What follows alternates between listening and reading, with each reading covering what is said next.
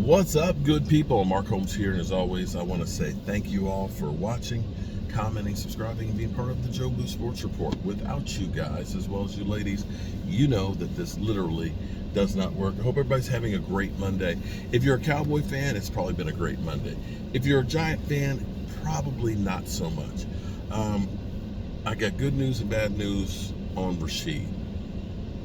Rashid had his second surgery on the leg. I'm not going to go into the details of it, but basically the first one is to cut it. The second one is to start shaping it so that way you can get the prosthesis on, and as well as the third one. So that's what they're going to be doing first thing in the morning, the third one, which should be the last one. So that's good news.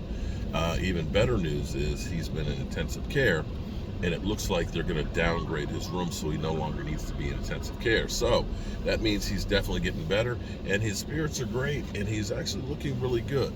That's the good news.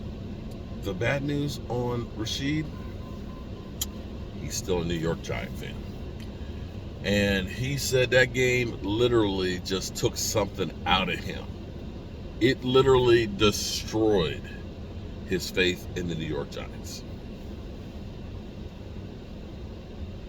Can't help you on that one.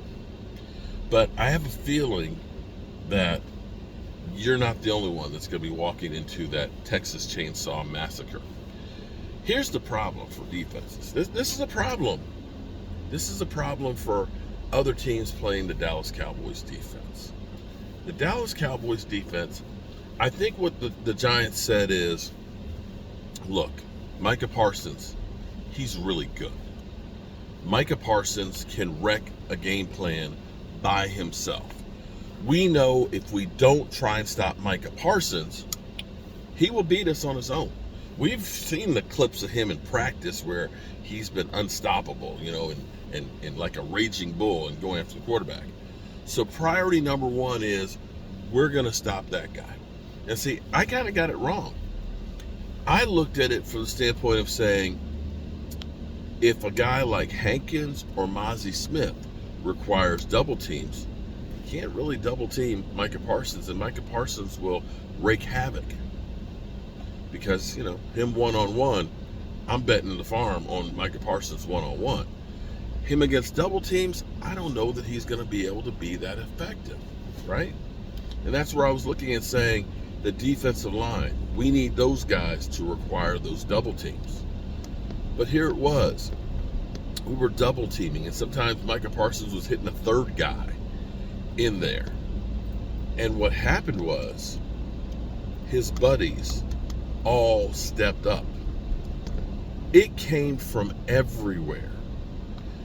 When you have the depth, because this is the other thing that is going to be a killer for offenses. The Cowboys have depth. Not guys that are household names. We don't have the Von Millers out there and guys that you know. But when you've got guys like Dorrance Armstrong, who had a career year last year with like 8.5 sacks. When you get a guy who's in his second year, like Sam Williams, who is tall and fast. When you got a guy like Osa Ndigizua, who has put on a little bit more body mass, who was already a wrestler, a great wrestler in high school and college that really knows how to use his hands. When you end up getting a Goldston, a guy you just forgot about who was drafted in the third round. When you have a Dante Fowler who has resurrected his career from being in Atlanta where he was the best player on the defensive front, and everybody said, stop that guy and ain't nobody else going to be able to hunt. Now that he is not getting that attention, is being really good. When you have so many guys that can come from so many different directions, the problem now is you just don't have enough bodies to stop all of those guys. And more importantly, because they have so many bodies. Oh, I forgot about DeMarcus Lawrence. Look at that. D-Law. There's so many guys that they are spreading out the reps. Let's say in an average game, you have about 60 to 70 plays. that offensive tackle, that offensive guard, that center, they're out there for every play. But if you're rotating defensive ends 2 and 3 deep, that offensive lineman may have to go 60 plays.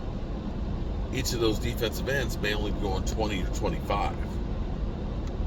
The guy that's only going 20 or 25, who's not getting out there as often, is not winded. He's not tired. And because he wants to be out there more, he's motivated to go get some. And now that you add Stephon Gilmore to the mix, who can shut down things like Diggs can, you can't throw the ball. And now that you got a Mozzie Smith and a Hankins, big guys in the middle that can get a push, the quarterback can't step up. And here's where it starts to get really good, because see, the Eagles, I could see Philly 500 last night was sweating. And as he put it, a victory is a victory. And he was smoking a cigar.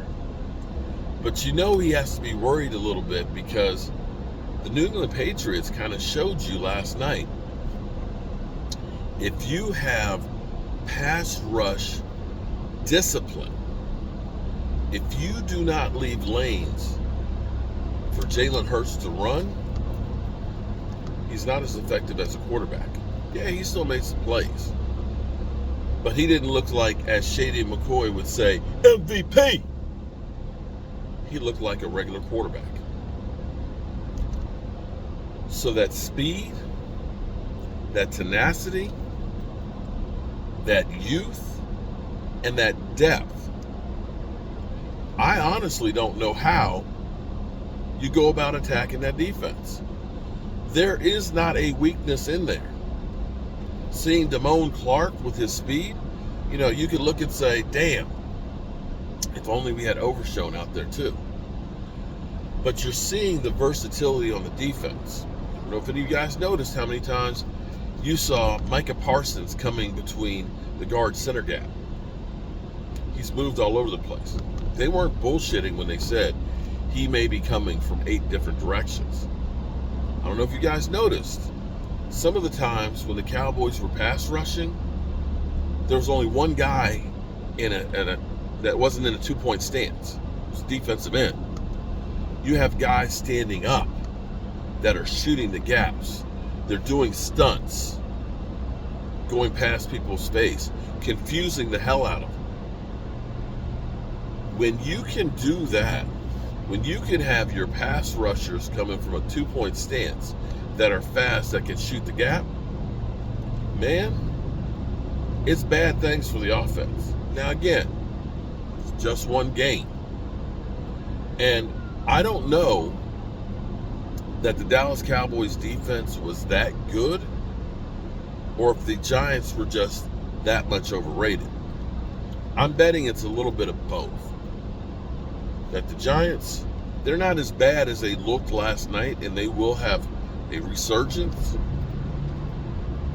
But I think the Cowboys are good, but they might not be quite that good.